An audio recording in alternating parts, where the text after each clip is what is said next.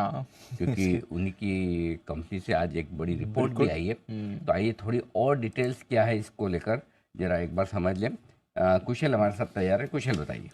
Sir predictions काफ़ी interesting आ रहे हैं। यहाँ पर मोतीलाल ओसवाल ने खरीदारी की राय के साथ कवरेज की शुरुआत की है और लक्ष्य 865 रुपये के देते हुए दिख रहे हैं।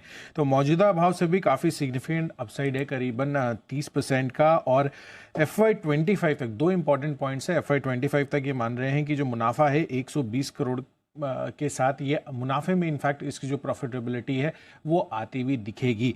FY25 तक एबिटा भी ब्रेक इवन हो जाएगा। Q3 में आपको याद ही है कि इन्होंने एडजस्टेड बेसिस पर एबिटा लेवल पर ब्रेक इवन किया था।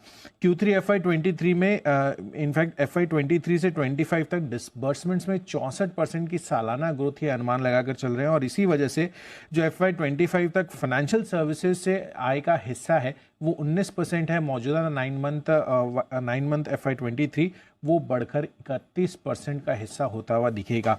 FY23 से 25 तक पेमेंट आय से भी करीबन 21% की सालाना ग्रोथ एक्सपेक्टेड है। एंड सबसे बड़ी बात यहाँ पर इन्होंने ये कही है कि जो बड़ा कंज्यूमर बेस है और जो मर्चेंट बेस है उसको ये कैपिटलाइज करने वाले हैं आगे चलकर क्रॉस सेलिंग अपॉर्चुनिटीज़ में भी, जिसमें 9 करोड़ से ज़्यादा मंथली ट्रांजैक्टिंग यूजर्स हैं। और Q3 FY23 तक 35 करोड़ का इनका बड़ा कंज्यूमर बेस अब बनता हुआ दिख रहा है और 3 करोड़ से ज़्यादा का मर्चेंट बेस है। तो क्लियरली जिस तरह की यहाँ पर पोजिशनिंग हो रही है पेटीएम को लेकर वो काफ़ी इंटरेस्टिंग है और मोतीलाल ओसवाल इस पर काफ़ी बुलिश है 865 रुपये के टारगेट के साथ। ओके, तो 865 रुपये का टारगेट आया मोतीलाल ओसवाल की तरफ से।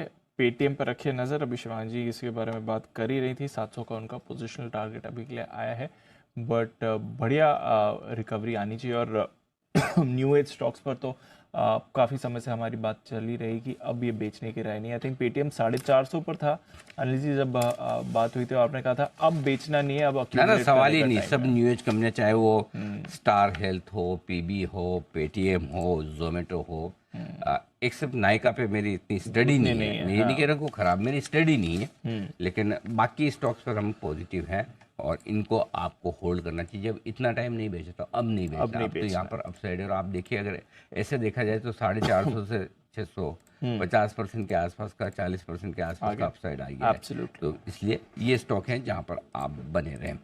मार्केट भी 17,600 पर बना हुआ है और